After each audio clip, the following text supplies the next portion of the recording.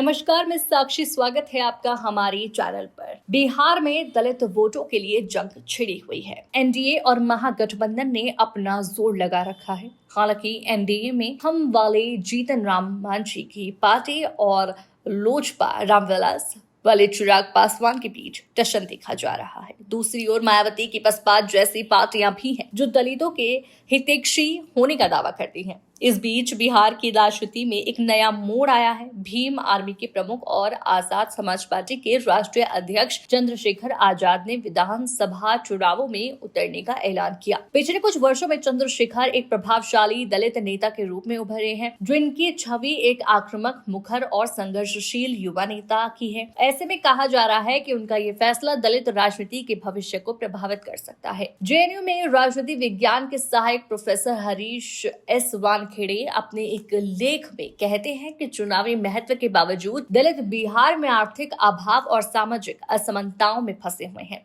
जबकि उनका राजनीतिक प्रभाव उपजातिगत विभाजनों और प्रतिस्पर्धा नेतृत्व के कारण बिखरा हुआ है। सवाल यह है कि क्या चंद्रशेखर इस बिखराव को एकजुटता में बदल पाएंगे? बिहार में दलित राजनीति अब तक रामविलास पासवान और जीतन राम मांझी जैसे नेताओं के इर्द गिर्द घूमती रही है, लेकिन अब रामविलास पासवान नहीं रहे और लोजपा में टूट हो चुकी है। वहीं मांझी की भूमिका सीमित होती जा रही है। इस परिस्थिति में चंद्रशेखर की एंट्री एक वैकल्पिक नेतृत्व का संकेत देती है। बिहार में चिराग पासवान या जीतन राम मांझी, जो कि मोटे तौर पर दलित राजनीति के सूत्रधार बने हुए हैं, इसके अलावा कुछ जिलों में मायावती की पार्टी का भी प्रभाव है।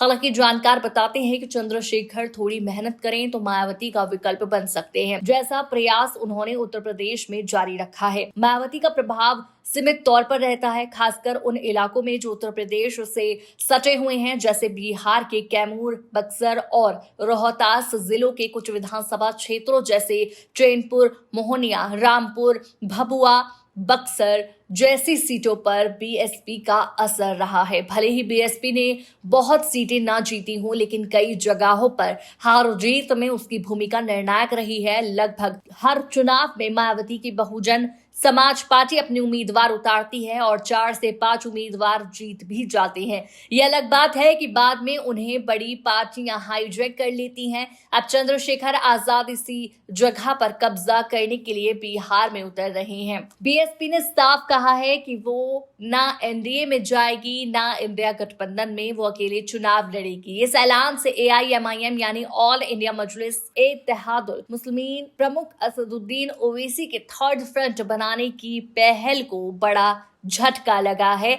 2020 के विधानसभा चुनाव में मायावती की बीएसपी ने ओबीसी की एआईएमआईएम और अन्य छोटे दलों के साथ मिलकर ग्रैंड ड्रामेटिक सेक्युलर फ्रंट के बैनर तले चुनाव लड़ा था। इस फ्रंट में उपेंद्र कुशवाहा की आरएलएसपी, ओम प्रकाश राजभर की सुबह सपा, संजय चौहान की जनवादी पार्टी और एसजेडीडी शामिल थी, लेकिन नतीजे निराशाजनक रहे।